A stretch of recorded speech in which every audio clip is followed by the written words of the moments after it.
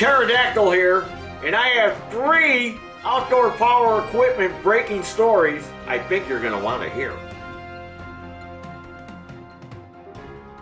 Today we've got 3 pretty important stories to go over. But before we get into the breaking news, if you haven't already, subscribe to this YouTube channel, follow me on Facebook and Instagram, and check out our web store. Now let's get to the news. Dear dealer partner, this is from Brakes and Scrap 'em. Effective immediately, we will no longer offer Simplicity and Snapper tractors in North America due to the considerable year-over-year market decline for the tractor segment. As such, we will discontinue the production of the remaining 4 series of Simplicity and Snapper zero turns. Oh, I'm thinking riding mowers, but they're talking zero turns here. This decision was not taken lightly. And it reflects an evolving market dynamic as consumer preferences and needs change. We greatly value our dealers' commitment to the Snapper and Simplicity consumers and the Turf and Consumer Group at Briggs and Scrap 'em. Your loyalty has been instrumental in our growth and success. We are sincerely grateful. We will provide support throughout this transition as we remain fully committed, they should be committed, to serving our dealers diligently during this transition period and beyond, which includes providing a regional resource dedicated to assisting throughout the transition. Our team will reach out in the coming weeks to further discuss. Going forward, not reverse, we are refocusing our efforts on the areas of our business where we see growth opportunities. The Ferris brand has seen rapid growth in the market, and we are committed to expanding on its success. Additionally, we are actively exploring opportunities to license the Snapper brand.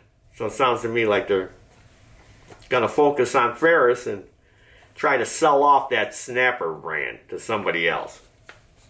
While this change signifies the end of one chapter on our journey, it also marks the beginning of a new one. Adjusting to market and consumer trends forces change that can be challenging to navigate. Our team is working diligently to ensure a seamless transition, and we are dedicated to addressing any questions or concerns you may have during this process. Please do not hesitate to contact our regional sales manager or regional transition contact identified above if you have any questions or require further assistance. So, they're going to quit with the Simplicity and Snapper. So I wonder how that's going to be with trying to get parts in the future. So if you got a Simplicity or a newer Simplicity or Snapper, you might want to get rid of it. Let's move on to our next important breaking news story. This story has to do with Taryl and how they lost $15 million in the last quarter. Let me read. Low demand from homeowners walloped financial results this quarter. What happened? Shares of the Taryl company went down 2.72%. Plunged on Thursday, which was yesterday, after management noted a sharp decline in demand during its 3rd fiscal quarter of 2023. As of 3 p.m. Eastern Standard Time, Taryl stock was down almost 14%. Got any Taryl stock? Well, you lost some money. So what? In Q3, quarter 3, net sales for Taryl fell 7% year over year to $1.08 billion. The decline was entirely attributable to the company's residential business segment. So they're not selling a lot of this homeowner stuff. They're losing money on it. People aren't buying it. Which saw a massive 35% pullback in net sales. Net sales for its larger professional segment were up 1%. So commercial stuff went up 1%. And the other stuff went down. Taryl disappointed as well In Q3, the company had a net loss of $15 million. Yeah, that's, you're talking millions and millions of dollars, or $1 billion. They lost $15 million. Excuse me. Its first quarterly net loss in more than a decade. However, this is due to a huge $151 million impairment charge. So what is that? Were they driving drunk? They were impaired? Related to its acquisition of Intimidator Group. So if you don't know what the Intimidator Group is, that's where there's a group of people that go around and try to intimidate you to buy lawn equipment. No, that's not what it is. The Intimidator Group makes Intimidator UTVs, Spartan mowers, Bad Dog accessories, Groundhog Max, and Envy neighborhood vehicles, which I think are electric vehicles. And they're located in Batesville, Arkansas.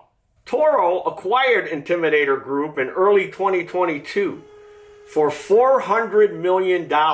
It looked like a decent deal at the time, considering Intimidator had net sales of $200 million in 2021. However, the slowdown in the residential lawn care space undoubtedly played a part in this one-time write-down of $151 million. So, they spent $151 million and they kind of felt a little pinch there, okay? Now what? The good news for Toro shareholders is that the impairment charge, driving around drunk, is a one-time expense. So they just only had to pay one time. That's how they're softening the blow to their shareholders. Oh, well, we only had to pay it one time. Moreover, the company is struggling in residential now. But a partnership with Lowe's announced today could help. Previously, consumers could find Toro's equipment at the Home Depot. But now Toro's products will roll out to all Lowe's locations as well, starting in early 2024. So you'll be able to buy Toro stuff at Lowe's now. This could help get Toro's residential sales stock back on track. So they're counting on Lowe's. Come on, Lowe's, step up to the plate. With Toro's long history as a strong operator, I wouldn't be too worried about its sales will likely recover along with profits. Well, this is speculation. We don't know. We're hoping it's going to recover, or they are. That said, financial results could remain challenged until the economic headwinds that are affecting homeowners' budgets abate.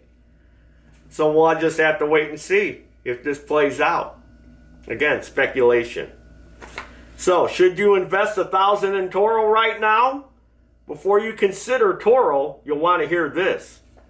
The Motley Fool, not to be confused with the Motley Crew, advisor analyst team just revealed what they believe, again speculation, are the 10 best stocks for investors to buy right now, and Toro wasn't one of them. So if you're into this Motley Fool and not the Motley Crew, you might want to take that stock advice. Our third and final breaking news story. This third story has to do with Stilch and battery-powered equipment. Stilch, East Africa, has announced plans to introduce battery-powered products in the East African market as the firm celebrates its one-year anniversary in the region. Still, East African Managing Director Francois Murray said the move is necessitated by the demand for sustainable energy sources amidst global climate change challenges. We are very excited to be introducing battery-operated tools in the East African market. The tools are more sustainable and they do not rely on fossil fuel. They also do not produce carbon emissions and are less noisy. Oh yeah, they're battery operated.